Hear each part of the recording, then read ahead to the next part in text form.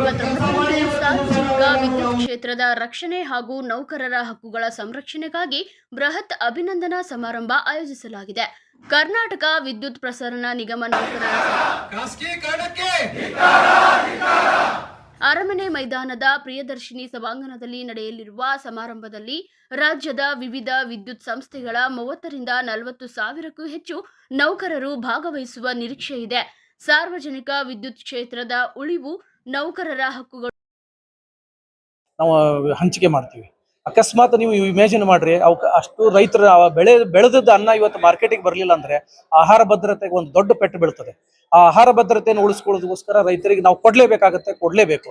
ಅದಕ್ಕಾಗಿ ಖಾಸಗೀಕರಣದವ್ರದ್ದು ಯಾಕೆ ಇಲ್ಲಿ ಎಂಟ್ರಿ ಆಗಿದ್ದಾರೆ ಅಂದ್ರೆ, ನಮ್ಮ ಏನು ಕ್ರೀಮಿ ಲೇಯರ್ ಇದಾವೆ ಅಂದ್ರೆ ಕಮರ್ಷಿಯಲ್ ಆಗಿರ್ಬೋದು, ಇಂಡಸ್ಟ್ರಿಯಲ್ ಆಗಿರ್ಬೋದು, HT2A ಅಂದ್ರೆ ಅದು ಹೈ ಟೆನ್ಷನ್ ದೊಡ್ಡ ಇಂಡಸ್ಟ್ರಿ.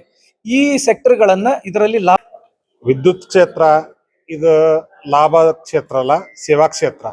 ನಾವು ಮಾಡ್ತಾ ಇರೋದು ಸೇವೆ. ಇದರಿಂದ ನಾವು ಲಾಭ ಮಾಡ್ಕೋಬೇಕಾರ ಈ ಕ್ಷೇತ್ರದಿಂದ ಲಾಭನೂ ಮಾಡ್ಕೋಬಹುದು.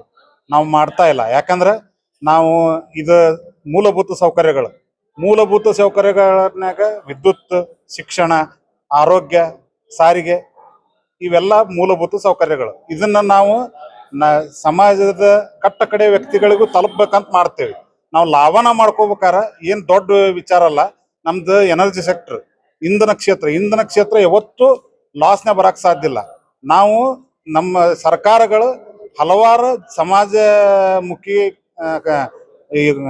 ಸಮಾಜಮುಖಿ ಘೋಷಣೆಗಳನ್ನು ಕೂಗಿ ಸಮಾಜಕ್ಕೆ ಅನುಕೂಲ ಮಾಡೈತಿ. ಪ್ರೈವೇಟೈಸೇಷನ್ ಐತಲ್ಲ, ಪ್ರೈವೇಟೈಸೇಷನ್ ಇದು ನಿಮ್ಮ ವೈಫಲ್ಯನೋ ಅಥವಾ ಸರ್ಕಾರದ ಗೌರ್ಮೆಂಟ್ ನಿರ್ಧಾರ?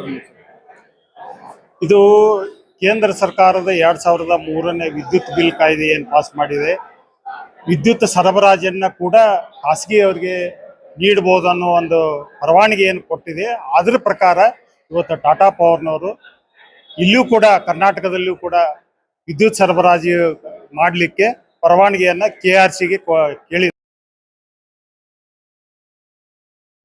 ನೌಕರರ ಹಕ್ಕುಗಳು ಹಾಗೂ ಭವಿಷ್ಯದ ಭದ್ರತೆಗೆ ನಮ್ಮ ಬದ್ಧತೆಯ ಸಂಕೇತ ಈ ಕಾರ್ಯಕ್ರಮ ಎಂದು ಸಂಘಟನೆ